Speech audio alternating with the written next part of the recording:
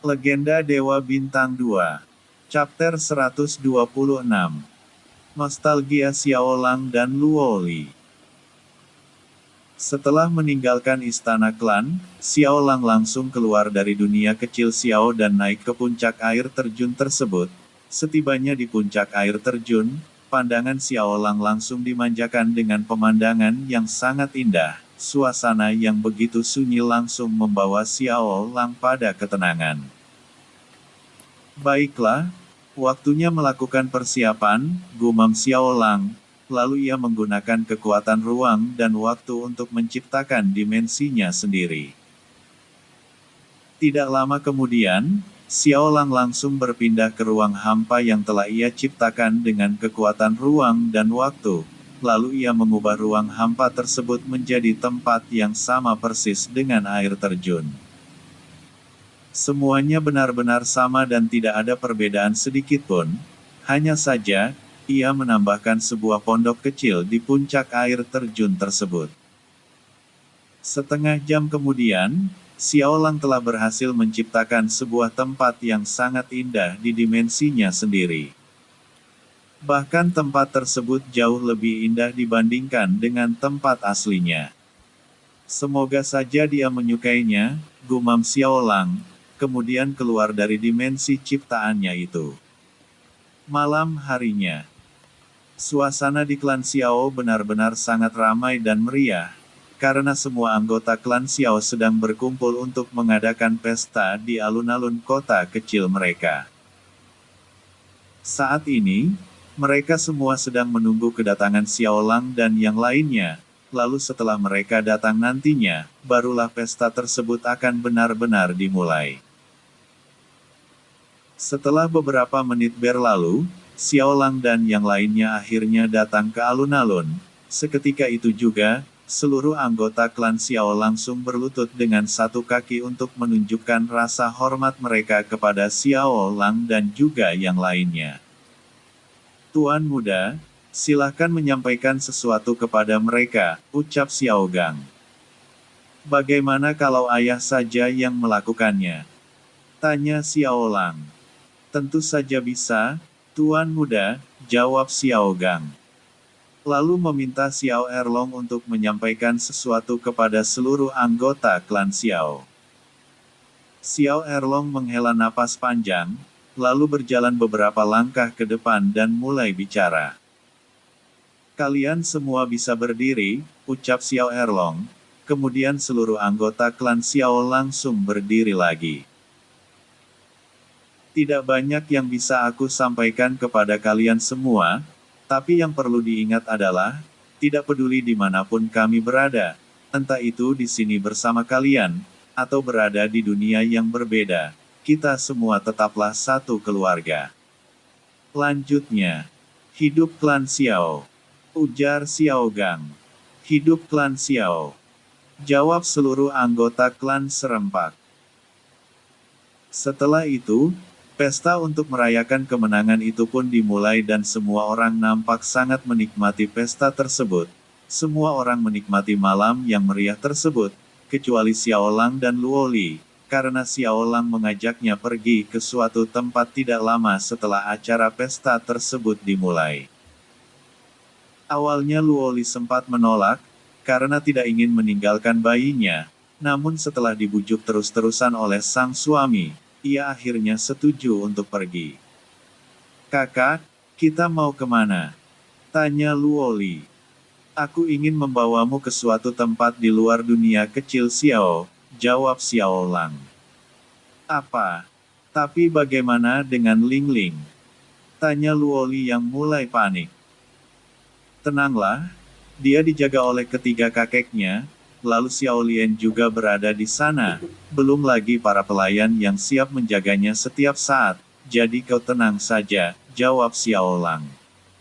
Tapi, Luoli nampaknya masih sangat berat hati meninggalkan putri kecilnya, tapi di sisi lain, ia juga tidak ingin membuat suaminya kecewa. Baiklah, tapi jangan lama-lama, lanjutnya.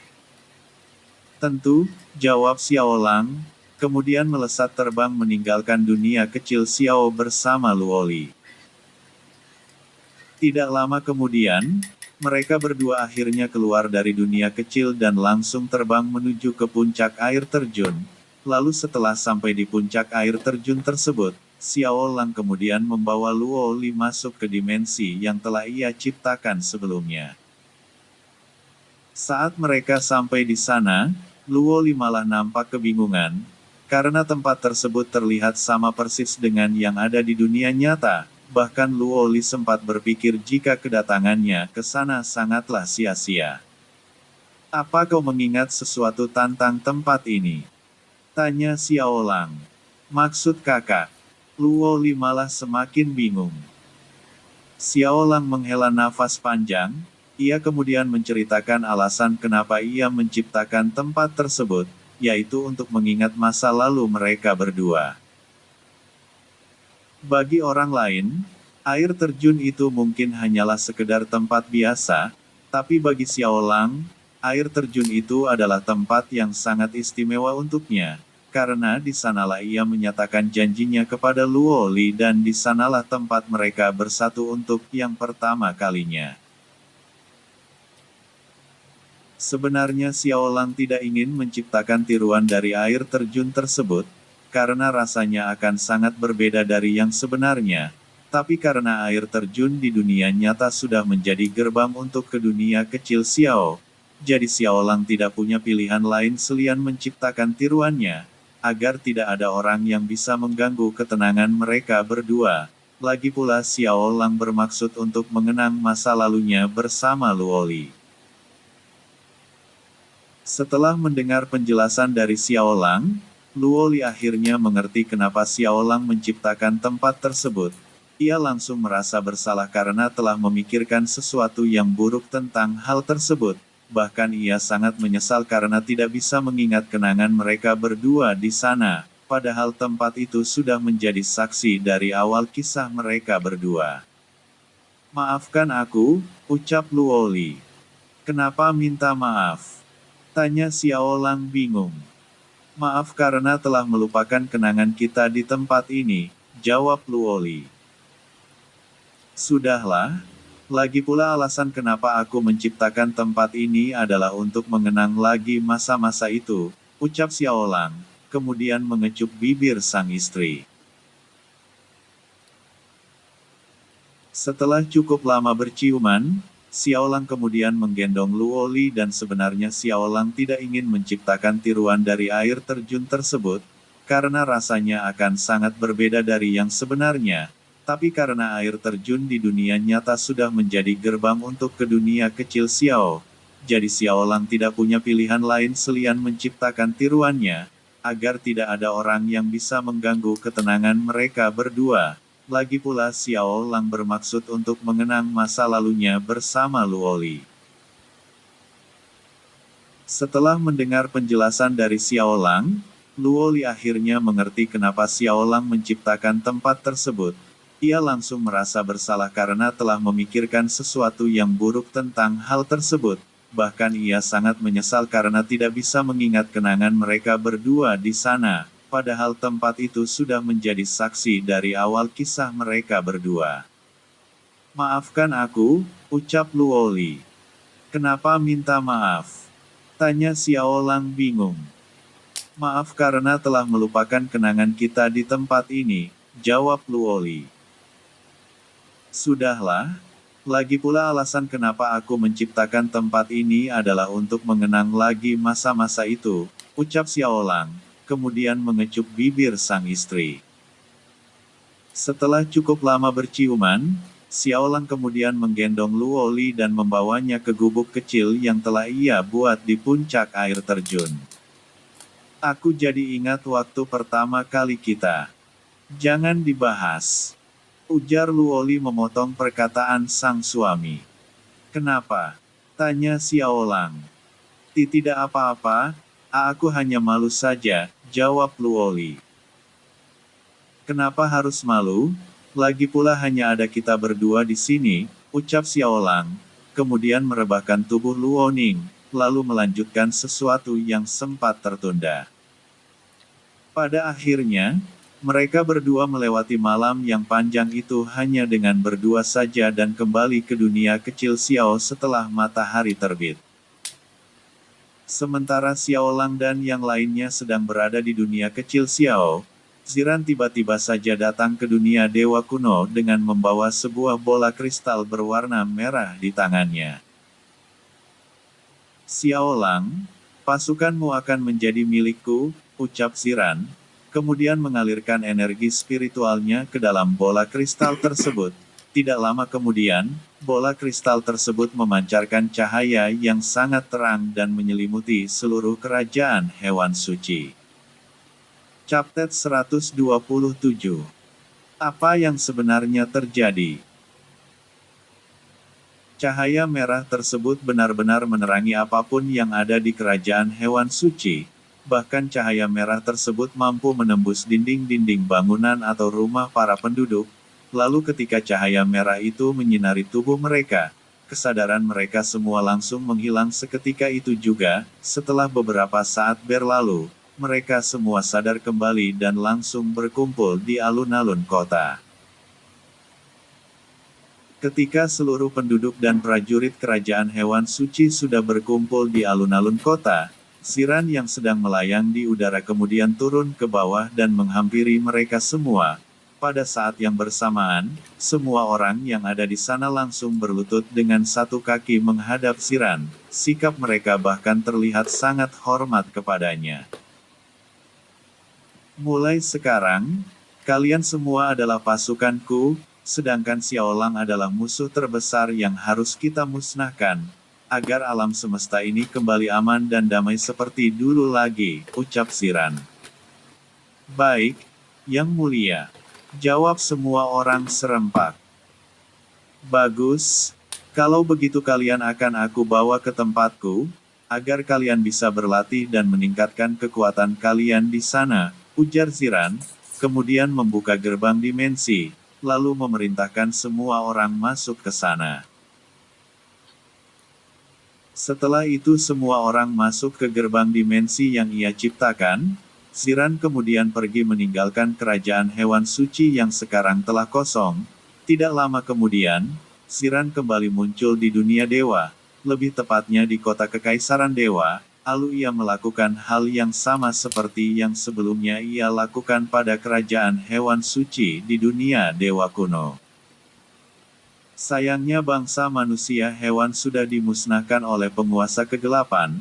Kalau mereka masih ada, pasti pasukanku akan jauh lebih besar lagi, gumam Ziran. Tapi sepertinya ini sudah cukup, karena aku yakin kalau Xiao Lang tidak akan mau melawan orang-orangnya sendiri. Lanjutnya, kemudian menghilang dari dunia dewa.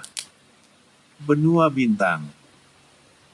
Setelah meninggalkan dunia dewa, Ziran langsung pergi ke benua bintang untuk menemui Xiao Lang.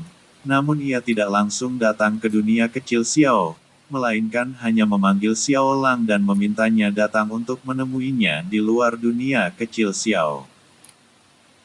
Dan tentunya, Xiao Lang datang menemui Ziran dengan senang hati, karena ia belum tahu apa yang terjadi di dunia dewa dan dunia dewa kuno. Tuan Ziran, ada apa? Kenapa Anda ingin menemuiku? Tanya Xiao Lang dengan sopan. Tidak ada apa-apa, Xiao Lang. Sebenarnya aku hanya ingin menyaksikan kemeriahan pesta kalian saja, tapi sepertinya aku tidak diundang, jawab Ziran. Xiao Lang tersentak kaget dan langsung membungkukkan badannya, lalu berkata dengan penuh penyesalan. Maafkan aku, Tuan Ziran. Aku tidak bermaksud untuk tidak mengundangmu, hanya saja. Hahaha. Sudahlah Xiao Lang, aku hanya bercanda saja. Lagi pula, aku masih belum punya waktu untuk bersantai, karena masih banyak yang harus aku kerjakan, ujar Ziran. Meski Anda berkata demikian, tapi aku benar-benar minta maaf, ucap Xiao Lang yang sangat menyesali perbuatannya. Baiklah, kalau begitu aku akan pergi dulu, kau lanjutkan saja waktu santaimu ini, karena tidak akan lama lagi kau akan disibukkan oleh tugas yang berat, sahut Ziran. Apa maksud Anda Tuan? Memangnya tugas berat apa yang menantiku? Tanya Xiao Lang bingung. Tentu saja tugas sebagai seorang penguasa, jawab Ziran, kemudian melanjutkan perkataannya di dalam hati. Dan tugas untuk menghadapi pasukanmu sendiri. Ya sudah, kalau begitu aku pergi, lanjutnya, kemudian menghilang dari tempat tersebut. Xiao Lang menghela napas lega setelah Ziran pergi dari tempat tersebut. Ia juga sangat senang karena Ziran tidak tersinggung karena ia lupa untuk mengundangnya, padahal ia sempat berpikir kalau Ziran akan kecewa atau tersinggung karena hal tersebut. Tapi di sisi lain, Xiao Lang juga merasakan ada yang berbeda dengan Ziran. Bahkan untuk sesaat Xiao Lang merasa sangat asing dengan Ziran dan sangat berbeda dengan Ziran yang ia temui selama ini. Sudahlah, mungkin ini hanya perasaanku saja, gumam Xiao Lang, kemudian kembali ke dunia kecil Xiao. Waktu bergulir dengan cepat, tidak terasa sudah beberapa hari berlalu sejak Xiao Lang dan yang lainnya datang ke dunia kecil Xiao.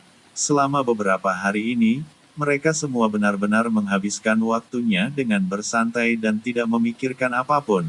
Bahkan bisa dikatakan bahwa tujuan mereka datang ke klan Xiao memanglah untuk bersantai atau liburan, agar bisa menangkan pikiran dan mengistirahatkan tubuh mereka setelah lelah. Karena peperangan. Saat ini, Xiao Lang dan yang lainnya sedang berkumpul di alun-alun kota dan tentunya seluruh anggota klan Xiao juga berada di saja, karena hari ini adalah hari di mana Xiao Lang dan yang lainnya akan kembali ke dunia dewa kuno, jadi mereka semua sengaja berkumpul di alun-alun kota kecil mereka untuk mengucapkan selamat tinggal kepada Xiao Lang dan yang lainnya. Terima kasih karena kalian semua sudah mau berkumpul di sini. Aku juga sangat berterima kasih karena kalian sudah mau mengadakan pesta untuk kami semua. Sebenarnya kami ingin tinggal lebih lama lagi, tapi karena masih banyak hal yang harus kami lakukan di dunia dewa, jadi kami memutuskan untuk kembali hari ini, ucap Xiao Lang. Tapi kalian tenang saja, karena suatu saat nanti, kami pasti akan kembali dan berkumpul lagi bersama kalian semua, lanjutnya. Tuan Muda, aku mewakili seluruh anggota klan Xiao juga mengucapkan terima kasih kepada Tuan Muda dan yang lainnya, karena Tuan Muda masih mau datang dan mengadakan pesta bersama kami, jadi kami sangat berterima kasih untuk itu, ucap Xiao Gang.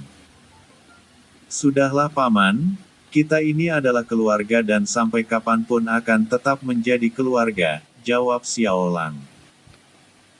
Baiklah semuanya, kalau begitu kami pergi dulu, ujar Xiao Lang, kemudian membuka gerbang dimensi, lalu setelah itu, mereka semua masuk ke gerbang dimensi tersebut. Dunia Dewa Kuno. Gerbang dimensi kembali terbuka di halaman istana kerajaan.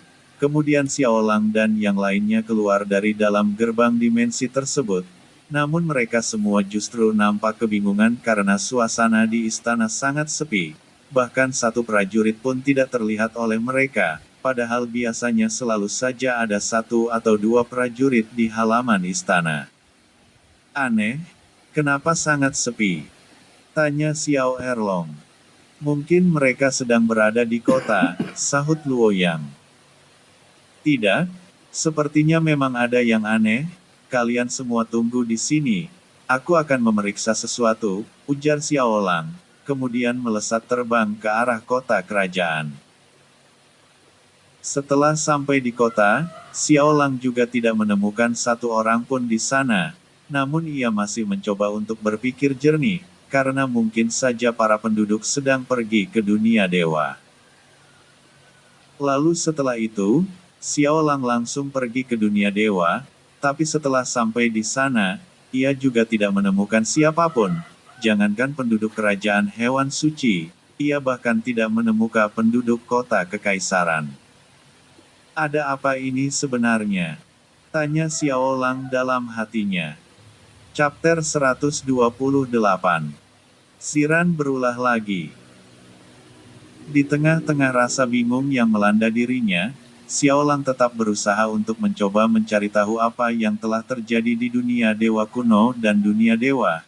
Namun sekeras apapun dia mencoba, ia tetap tidak menemukan petunjuk apapun dan semuanya seperti menghilang begitu saja. Saat sedang mencari petunjuk di kota Kekaisaran Dewa, Xiao Lang tiba-tiba saja teringat dengan Ziran. Benar juga. Tuan Ziran pasti tahu penyebab semua ini, karena dia adalah roh penjaga alam, ucap Xiao Lang, kemudian menghubungi Ziran dengan telepati. Namun setelah beberapa menit berlalu, ia tak kunjung bisa menghubungi Ziran, bahkan kekuatan jiwanya tidak bisa terhubung dengan Ziran, padahal sebelumnya ia sangat yakin bahwa kekuatan jiwanya bisa terhubung dengan Ziran, karena sebelum peperangan terjadi, ia pernah menghubungi Ziran dan Isa langsung datang menemuinya di alam bawah sadar. Ada apa lagi ini? Kenapa aku tidak bisa lagi menghubungi Tuan Ziran? Gumam Xiao Lang. Karena tidak kunjung menemukan apapun, Xiao Lang akhirnya kembali ke dunia dewa kuno, agar bisa menyampaikan apa yang telah terjadi kepada seluruh keluarganya. Namun setelah sampai di sana, Xiao Lang benar-benar kaget karena keluarganya juga ikut menghilang, begitu juga dengan anak dan istrinya. Ada apa ini sebenarnya? Kenapa mereka juga ikut menghilang? Ujar Xiao Lang. Sebelumnya, tidak lama setelah Xiao Lang pergi ke dunia dewa, Ziran tiba-tiba saja muncul di dunia dewa kuno dan langsung menghampiri Luo Li dan yang lainnya. Ada apa ini? Kenapa kalian terlihat bingung? Tanya Ziran. Hormat kami, Yang Mulia, ucap Shen Liu sambil membungkukkan badannya dan diikuti oleh yang lainnya. Begini Yang Mulia, sebenarnya kami memang sedang kebingungan, karena saat kami kembali ke sini, orang-orang yang ada di dunia dewa kuno tiba-tiba saja menghilang. Shen Liu menjelaskan situasi saat ini. Lalu di mana Xiao Lang? Tanya Ziran. Dia sedang pergi ke dunia dewa, untuk memeriksa keadaan di sana, jawab Shen Liu.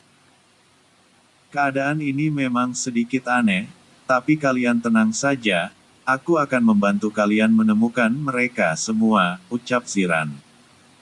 Syukurlah kalau Yang Mulia mau membantu kami, kata Shen Liu. Sudah sepatutnya aku membantu kalian, ujar Ziran, lalu mengeluarkan bola kristal merah yang sama seperti sebelumnya. Ziran kemudian mengalirkan energi spiritualnya ke dalam bola kristal tersebut, sehingga membuatnya mengeluarkan cahaya merah yang cukup terang. Semua orang yang ada di sana kemudian memfokuskan pandangannya pada bola kristal merah tersebut. Mereka juga tidak menunjukkan rasa curiga sedikitpun pada Ziran atau bola kristal merah tersebut.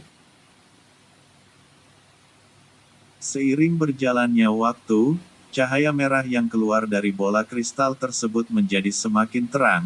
Bersamaan dengan itu, semua orang yang ada di sana tiba-tiba saja berubah. Pandangan mereka semua terlihat kosong dan mereka hanya bergeming di tempatnya masing-masing.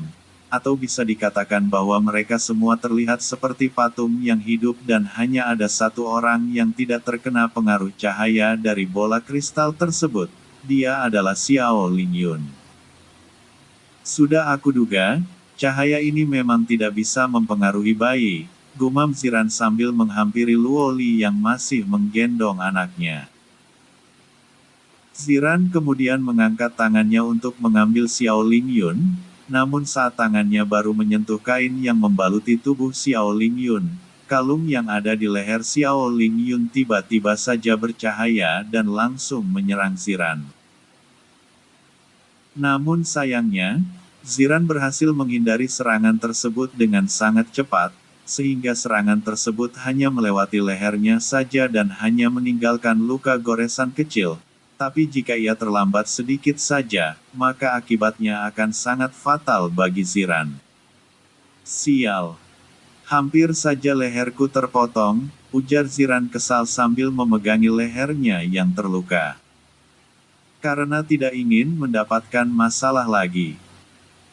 Ziran kemudian membuka gerbang dimensi dan langsung memerintahkan mereka semua untuk masuk ke dalamnya.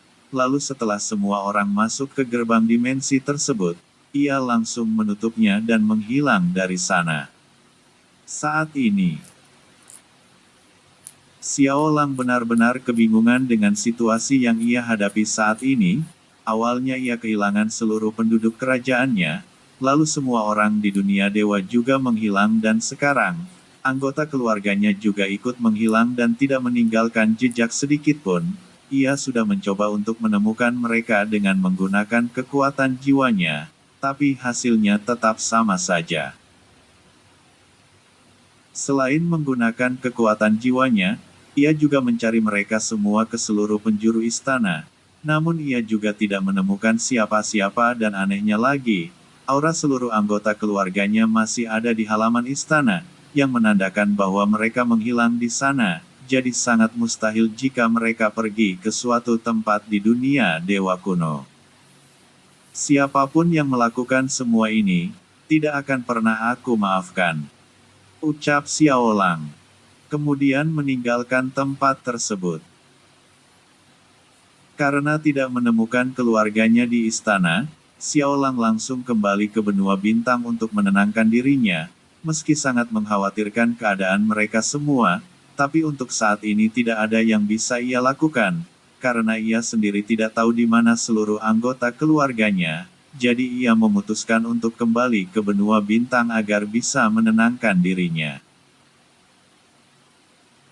Xiao Lang menyadari jika hilangnya semua orang bukan tanpa alasan, melainkan ada pihak lain yang dengan sengaja menculik mereka semua. Tapi siapa dan apa tujuannya melakukan hal tersebut, ia sendiri juga tidak tahu. Yang jelas ia sangat yakin bahwa musuhnya ini sangatlah kuat. Ia juga sangat yakin kalau musuhnya jauh lebih kuat daripada 5 penguasa ataupun penguasa kegelapan. Sebenarnya Xiao Lang sempat berpikir bahwa yang melakukan semua ini adalah Ziran, karena hanya dia yang mampu melenyapkan semua orang yang ada di dua dunia sekaligus. Tapi Xiao Lang langsung membantah pikirannya tersebut, karena menurutnya, sangat tidak mungkin jika pelakunya adalah Ziran sang roh alam. Setelah sampai di benua bintang, Xiao Lang tidak langsung datang ke dunia kecil Xiao, karena ia tidak ingin ada yang tahu mengenai peristiwa aneh yang terjadi di dunia dewa, ataupun dunia dewa kuno, jadi ia memutuskan untuk pergi ke benua bintang bagian timur untuk mengunjungi reruntuhan Sekte Naga Halilintar.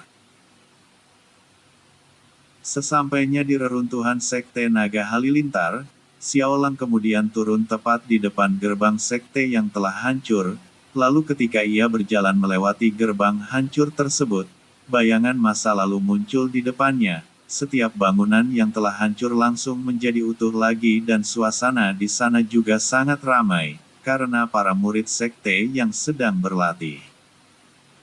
Aku benar-benar merindukan kalian semua, gumam Xiao Lang sambil terus melangkahkan kakinya ke bagian dalam sekte. Xiao Lang. Xiao Lang kaget dan menghentikan langkahnya. Ia kemudian berbalik untuk melihat siapa yang memanggil namanya, namun ia tidak menemukan siapapun di sana. Pada saat yang bersamaan, bayangan masa lalunya juga menghilang dan hanya menyisakan reruntuhan saja. Xiao Lang. Siapa itu?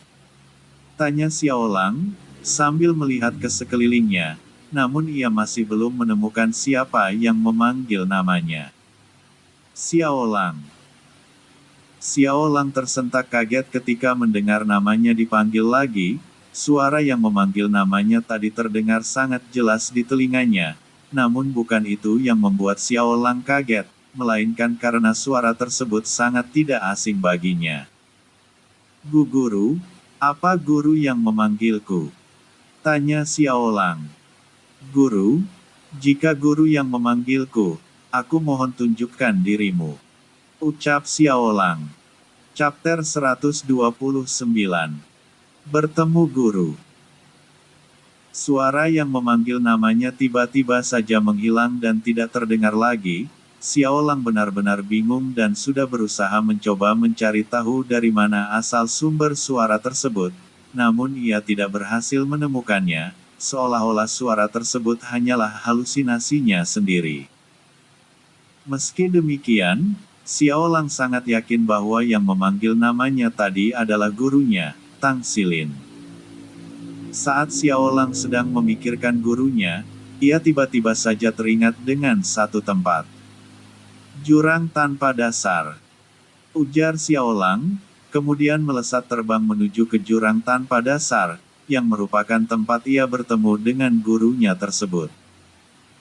Setelah menempuh perjalanan yang cukup jauh, Xiao Lang akhirnya sampai di jurang tanpa dasar dan langsung melesat turun ke dalam jurang. Sesampainya di dasar jurang yang sangat dalam, Xiao Lang kemudian mencari gua tempat ia berlatih bersama gurunya beberapa tahun yang lalu.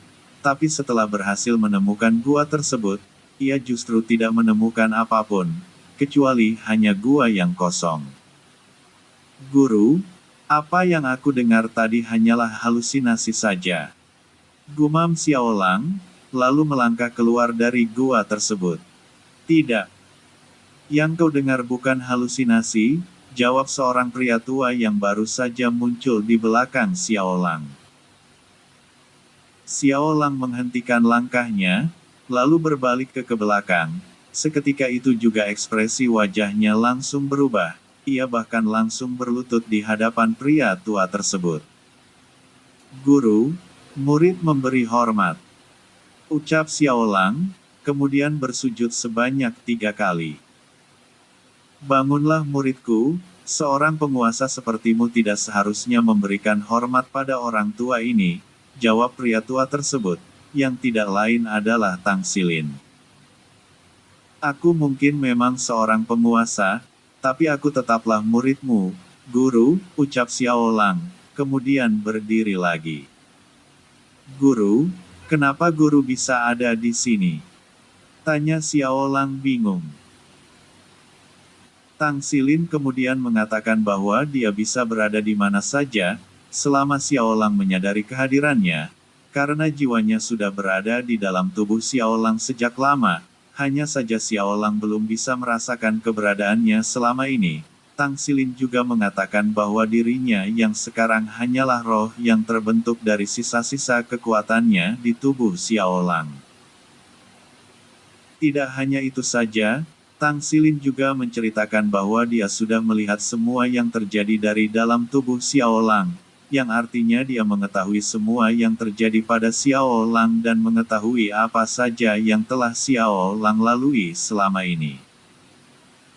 Meskipun ia bisa melihat dan mengetahui semua yang terjadi, tapi ia tidak bisa berbuat apa-apa, karena ia hanyalah roh, terlebih lagi Xiao Lang tidak menyadari keberadaannya selama ini. Xiao Lang langsung menjatuhkan dirinya di tanah, kemudian bersujud lagi di hadapan Tang Xilin. Ia benar-benar sangat menyesal dan merasa sangat bersalah karena tidak bisa merasakan gurunya itu, padahal gurunya adalah orang yang paling berjasa di dalam hidupnya, tapi ia malah tidak menyadari hal seperti itu. Dan jika bukan karena pengorbanan Tang Xilin, mungkin Xiao Lang telah lama mati di jurang tanpa dasar beberapa tahun yang lalu. Maafkan aku guru, ucap Xiao Lang. Sudahlah, Langer. Guru tidak menyalahkanmu, jawab Tang Xilin. Tapi, kenapa guru bisa muncul? Padahal aku sama sekali tidak menyadari keberadaan guru, tanya Xiao Lang. Guru bisa muncul di sini dengan menggunakan sisa-sisa kekuatan di tubuhmu. Dengan kata lain, guru tidak akan bisa muncul lagi setelah ini, kecuali jika kau menyadari keberadaan guru, jawab Tang Xilin. Terima kasih, guru, ujar Xiao Lang. Sudahlah, jangan bahas itu lagi.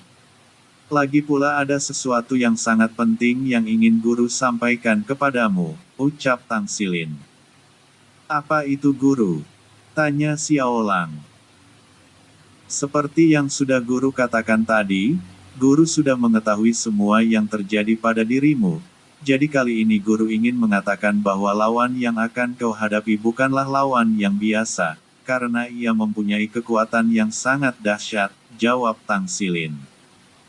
Jadi apa yang harus aku lakukan, guru? Tanya Xiao Lang.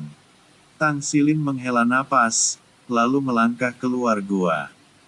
Muridku, kekuatan apa jiwa yang di tubuhmu itu kau gunakan untuk apa? Tanya Tang Xilin. Sebelumnya aku hanya menggunakannya untuk membuat pil, lalu aku pernah menggunakannya beberapa kali dalam pertarungan, jawab Xiao Lang. Tang Xilin kembali menghela napas panjang saat mendengar jawaban Xiao Lang. Ia kemudian menjelaskan bahwa kekuatan api jiwa tidaklah sederhana yang Xiao Lang pikirkan.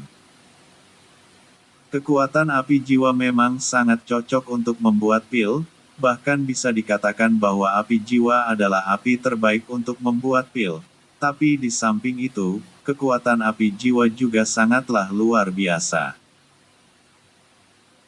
Lalu Tang Xilin menjelaskan bahwa kekuatan api jiwa sebenarnya adalah kekuatan yang sangat luar biasa, karena selain bisa digunakan untuk membuat pil, kekuatan api jiwa juga bisa digunakan untuk bertarung.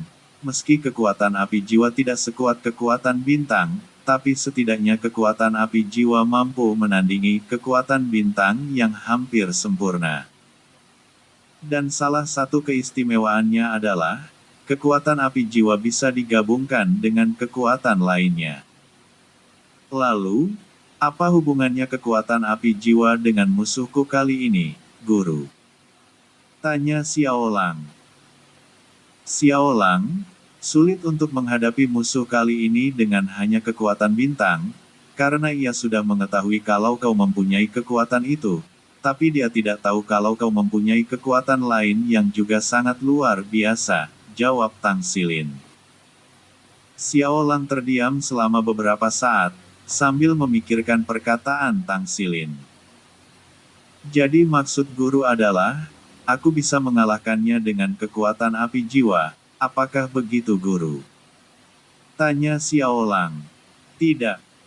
Bukan hanya dengan kekuatan api jiwa. Tapi dengan keduanya, jawab Tang Xilin. Baik guru, sekarang aku mengerti.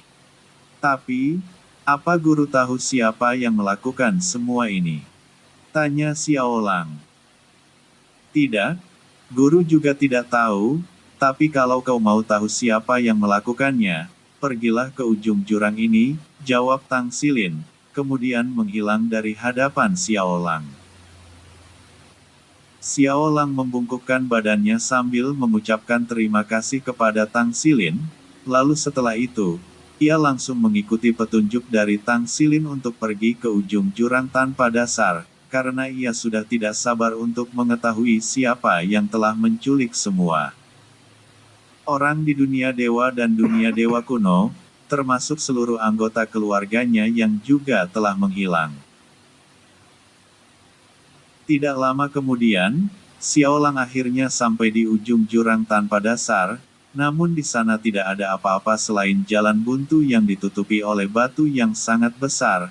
Meskipun begitu, Xiao Lang sangat yakin kalau tempat yang dimaksud oleh gurunya itu ada di sana. Lagi pula tidak mungkin jika gurunya berbohong, apalagi menunjukkan arah yang salah padanya. Aku sudah sampai di ujung jurang ini, tapi sekarang apa? Gumam Xiao Lang sambil mengamati batu besar di hadapannya. Chapter 130. Alam Roh. Xiao Lang masih mengamati batu besar yang berada tepat di depannya. Ia sedikit kebingungan karena di sana tidak ada jalan lain lagi. Di sisi kiri dan kanannya adalah tebing yang sangat tinggi, sementara di depannya ada sebuah batu raksasa yang menutupi jalan. Meski ia bisa menghancurkan batu raksasa tersebut, tapi ia yakin bukan itu yang dimaksud oleh gurunya. Karena tidak kunjung menemukan jawaban apapun, Xiao Lang akhirnya menggunakan teknik mata bintang untuk memeriksa batu tersebut. Lalu setelah ia menggunakan teknik mata bintang, barulah ia menyadari bahwa batu tersebut bukanlah batu biasa, melainkan gerbang dimensi yang terhubung dengan sebuah dunia kecil. Tapi masalahnya sekarang adalah, dia tidak bisa masuk ke dunia kecil tersebut tanpa menggunakan artefak khusus atau kunci untuk membuka gerbang dimensi. Guru, aku sudah menemukan jalan yang guru maksud, tapi bagaimana cara aku masuk ke sana? Tanya Xiao Lang dalam hatinya. Karena sekarang Xiao Lang sudah menyadari kehadiran Tang Xilin, ia pun sudah bisa berkomunikasi dengannya melalui telepati, atau bahkan bisa bertemu dengannya di alam bawah sadar. Kau bisa menggunakan kekuatan api jiwa untuk membuka gerbang tersebut, jawab Tang Xilin. Baik guru. Jawab Xiao Lang, ia kemudian mengeluarkan api berwarna perak di telapak tangannya, lalu mengarahkannya pada batu besar di hadapannya. Tidak lama kemudian, batu raksasa tersebut tiba-tiba saja bergetar, kemudian muncul lingkaran sihir yang cukup besar di depan Xiao Lang. Pada saat yang bersamaan, sebuah pusaran berwarna hitam juga muncul di depannya. Pusaran hitam tersebut tidak lain adalah gerbang dimensi yang menghubungkan jurang tanpa dasar dengan dunia kecil yang ada di suatu dimensi di dalam batu tersebut. Ternyata memang benar ada dunia kecil di sini, gumam Xiao Lang, kemudian masuk ke dalam gerbang dimensi di depannya. Setelah memasuki gerbang, Xiao Lang kini berada di lorong dimensi ruang dan waktu, namun ia tiba-tiba saja dihadang oleh badai dimensi yang sangat dahsyat, bahkan berbagai macam serangan juga mengarah padanya, tapi badai dimensi tersebut bukanlah masalah lagi baginya, karena sekarang Xiao Lang sudah menguasai teknik ruang dan waktu, sedangkan semua serangan yang mengarah padanya, Xiao Lang juga bisa menghindarinya dengan mudah. Meskipun semua itu bukanlah masalah baginya, tapi kemunculan badai dimensi yang sangat tiba-tiba, serta serangan yang juga langsung mengarah padanya, membuat Xiao Lang berpikir jika kehadirannya mungkin tidak diterima di dunia kecil yang akan ia datangi. Tapi Xiao Lang tidak mau menghiraukan hal tersebut. Ia bahkan tidak peduli apakah kehadirannya diterima atau tidak di dunia tersebut, karena yang terpenting adalah menyelamatkan keluarganya. Beberapa menit kemudian, Xiao Lang melihat setitik cahaya terang di depannya, yang menandakan bahwa ia akan segera keluar dari lorong dimensi tersebut. Dan benar saja, beberapa saat setelah ia melihat cahaya terang tersebut, Xiao Lang akhirnya sampai di ujung lorong dimensi. Namun masalah ternyata sudah menunggunya, karena di depan gerbang dimensi, ada sekelompok prajurit yang sudah bersiap untuk menyerang siapa saja yang keluar dari gerbang dimensi tersebut.